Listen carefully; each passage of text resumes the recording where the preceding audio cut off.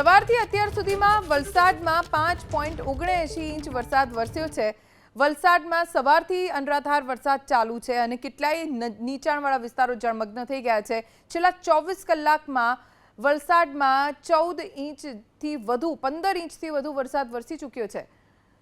સવારથી અત્યાર સુધીમાં વલસાડમાં 5.79 ઇંચ જેટલો વરસાદ ખાબકવાના કારણે વલસાડ જિલ્લાના કેટલાય વિસ્તારોમાં પાણી જ પાણી જોવા મળી રહ્યું છે।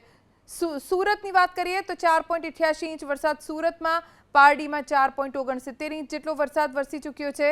સવારથી અત્યાર સુધીમાં ઉમરગામમાં 4.49 ઇંચ જેટલો વરસાદ વરસ્યો છે।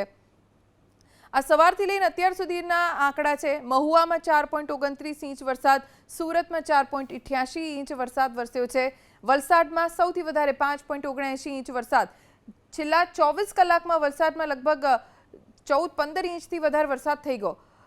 સુરતમાં 4.88 ઇંચ વરસાદ, ઉમરગામમાં 4.49 ઇંચ વરસાદ, પારડીમાં 4.69 ઇંચ વરસાદ પડ્યો છે। મહુવામાં 4.29 ઇંચ વરસાદ પડ્યો। ઉમરગામમાં 4.49 ઇંચ વરસાદ વરસવાના કારણે નીચાણવાળા વિસ્તાર પાણી થઈ ગયા છે। ખેરગામમાં 4.9 ઇંચ વરસાદ વરસ્યો છે અને હજી પણ દક્ષિણ ગુજરાતના વિસ્તારોમાં રેડ એલર્ટ છે। ગણદેવીમાં 4.13 ઇંચ વરસાદ પડ્યો, ચીખલીમાં 3.66 ઇંચ જેટલો વરસાદ વરસ્યો છે।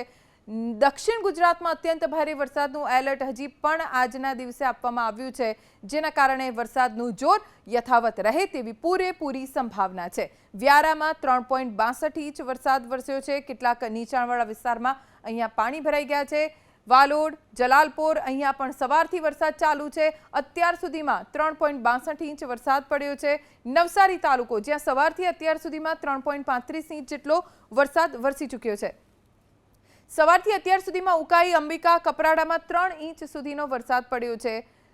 નાના પોંઢા, સોનગઢ, બારડોલીમાં પણ લગભગ 3.25 ઇંચ જેટલો વરસાદ વરસ્યો। ગણદેવીમાં 4.13 ઇંચ વરસાદ, સૌથી વધારે વલસાડમાં 5.79 ઇંચ વરસાદ વરસ્યો છે અને હજી પણ વલસાડ, સુરત, નવસારી આ તમામ જિલ્લા એવા છે કે જ્યાં રેડ એલર્ટ આપવામાં આવ્યું છે। અત્યંત ભારે વરસાદ હજી પણ આ જિલ્લા ઉપર વરસી શકે છે।